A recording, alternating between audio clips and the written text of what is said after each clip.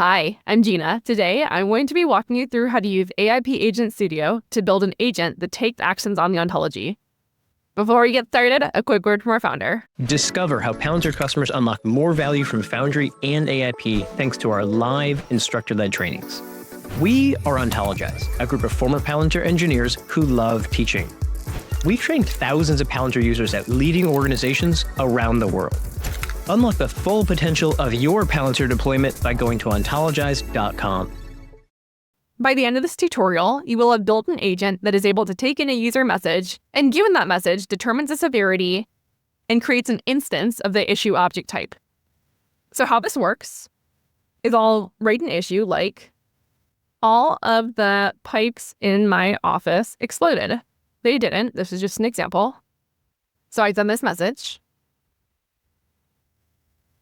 And now you'll see the chain of thought. And then I'll get a message back that says I have successfully created a reported issue for the situation where all of the pipes in your office exploded. The issue has been marked with severity of critical and the status is user reported. So that's about expected. The severity seems appropriate. So now that we've demonstrated the end workflow, let's go build it. In order to complete this tutorial, you won't need any sort of prerequisites. We're going to be starting totally from scratch here. So from wherever you are in Foundry, you're going to hit Control-J and search for Ontology Manager.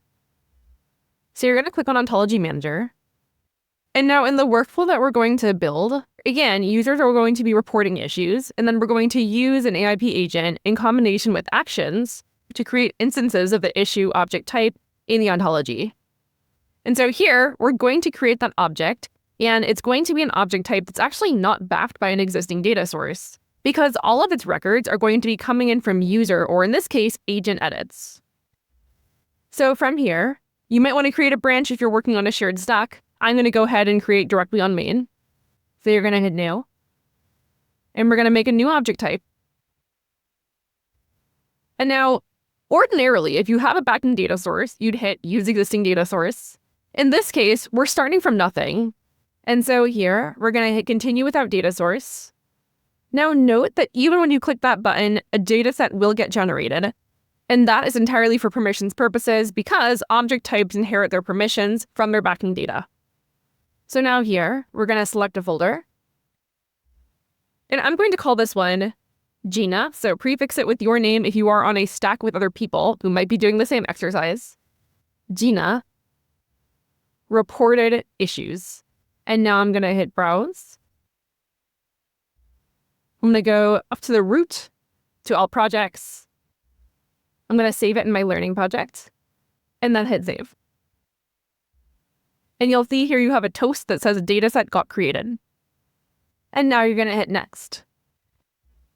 And now I'm just going to modify this, so this is the singular. And I'll give it an icon, I'll do a little exclamation point.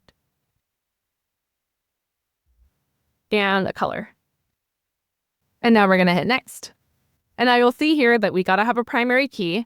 We already are given a primary key property, and so we can just keep that and use that as our primary key. For the title key, we don't have any other properties yet, so let's make a few more properties, and then we'll pick a title key. So for the property, the next property is going to be description.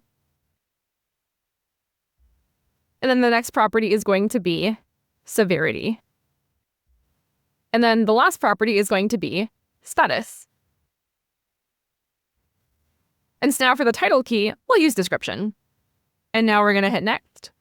And now we're going to auto-generate some action types because again, instances of this object are only coming from user edits. So we got to have our action types. And that is how the agent is actually going to make modifications to the underlying data.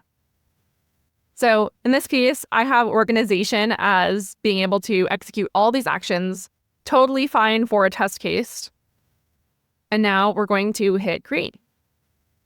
And now we're going to hit save and then save to ontology and then save changes. Note that if you're working on a branch, you might have to actually merge your branch after you do this process in order to use your work in your AIP agent.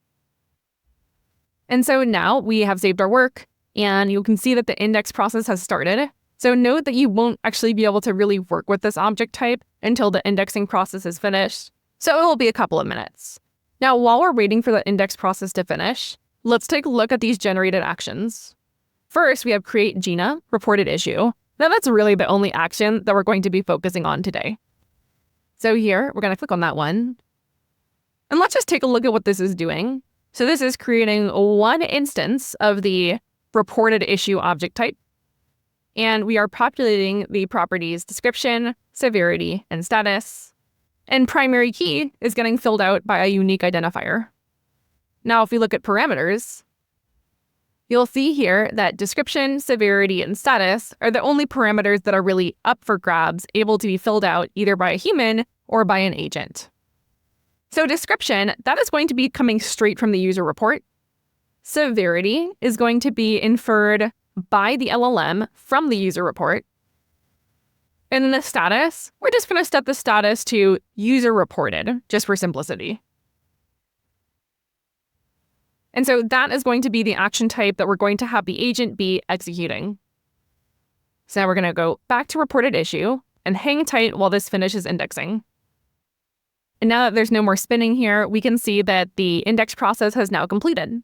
The other way that you'll know that this process is complete is if you go to the data sources page, you'll see that everything in the live pipeline is all green check marks. Now that we've finished creating our object type and our associated actions, we're going to go ahead and create our AIP agent. So from here, you're going to hit Control-J and search for AIP Agent Studio. Now you're going to click on it. And now from here, you're going to hit New AIP Agent. You have choices, the Standard Agent or the AIP Assist Agent. We're going to go with Standard Agent. And now we're going to hit Continue. Give your agent a name. So put Gena's issue reporting agent. Now an agent is a resource just like everything else is, so it's going to need to get saved in a location. Now we're going to select a location. And for me, I'm going to save it in my learning project. You can save it in the same project that you saved your backing data set for the ontology object. And now we're going to hit save. And now we're going to hit create AIP agent. So here we are in our AIP Agent Studio. Now on this homepage here, you're going to see some metadata, some high-level metrics about your agent and how it's being used. How many sessions, how many users, how many sessions were marked helpful, how many sessions were marked unhelpful. Now here, you're going to be doing most of your work in the agent configuration pane. So here is where you can configure the application state, the LLM settings, which is where you configure your model and your prompt and your temperature, the retrieval context. So we're only really going to be talking about retrieval context today as it differs from tools. So retrieval context is for when you want to give your agent additional context with every message, right? So maybe you have some sort of company handbook or guidelines, and with every user message, you want your agent to have knowledge from that source. Now, tools is what we're going to be focusing on today. So for tools, we have apply action, call function, object query, update application variable, request clarification, and ontology semantic search. Now, in this case, we're going to be focusing on apply action. So here, we're going to hit apply action.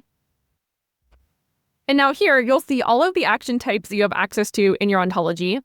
You can use all of the different create, update, delete actions. You can use actions that call webhooks.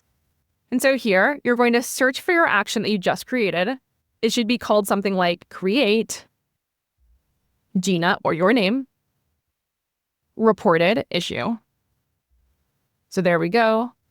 Select it, and then hit confirm selection. Now, let's take a look at some of the configuration on this tool. So here, we're going to click on create Gena reported issue. So here, we're going to have a tool name. You can keep it the same, and a tool description. So the tool's description helps the model understand when to use this tool. Your agent is not necessarily going to use a tool with every user message. Tools are an option. And so here you can add some helpful context about when the agent should use your tool. So here I'll add a quick little description. Use this tool to create reported issues.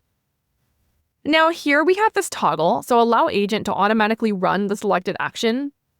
So we're going to take a step back. We're going to write our prompt And then we're going to come back and understand what this toggle does.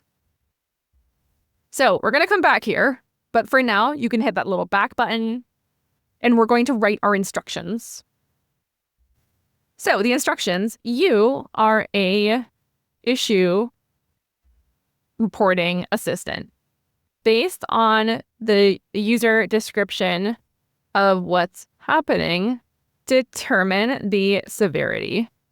Next, using the tool, and here we're going to reference a tool that we added, so /. And here we're going to see a list of all of the tools that we have. Function tools, ontology query tools, action tools. So we're going to grab this one.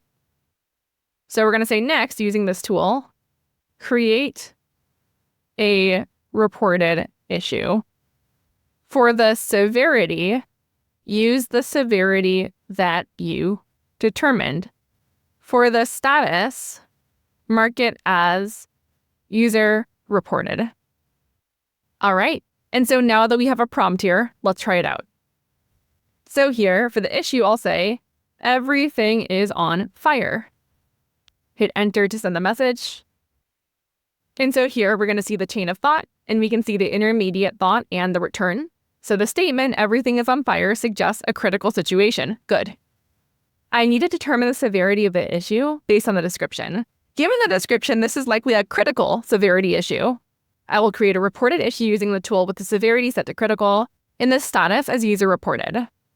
Now, you'll see what the output is it didn't actually take this action yet. It gives me a button to click. So if I click this button, I will see a description, which is the user message, the severity, which is inferred, and the status, which I essentially hard-coded in the prompt. And then I, myself, once I decide that this all looks okay, I have the option to submit. Now, what if we don't like that workflow? What if we wanted to just create the issue? We don't want the user to have to actually click any extra buttons. The reason why we have the option to click a button instead of this issue automatically getting created is because in the tool configuration, I have this toggled off. So allow agent to automatically run the selected action.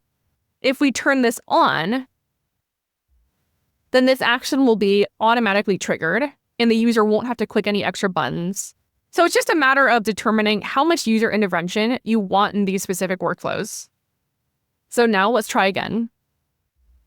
Everything is on fire. Send the message. All right, and so here we can see that the agent output is that it has successfully created a reported issue with the description, everything's on fire, marked with severity of critical, and a status of user reported. And now our agent is finished and we're ready to deploy it in applications like Workshop. But before you do, just make sure you hit save and publish. And that concludes our tutorial. Thanks for watching. We hope you found this helpful. Let us know what you want to see next in the comments.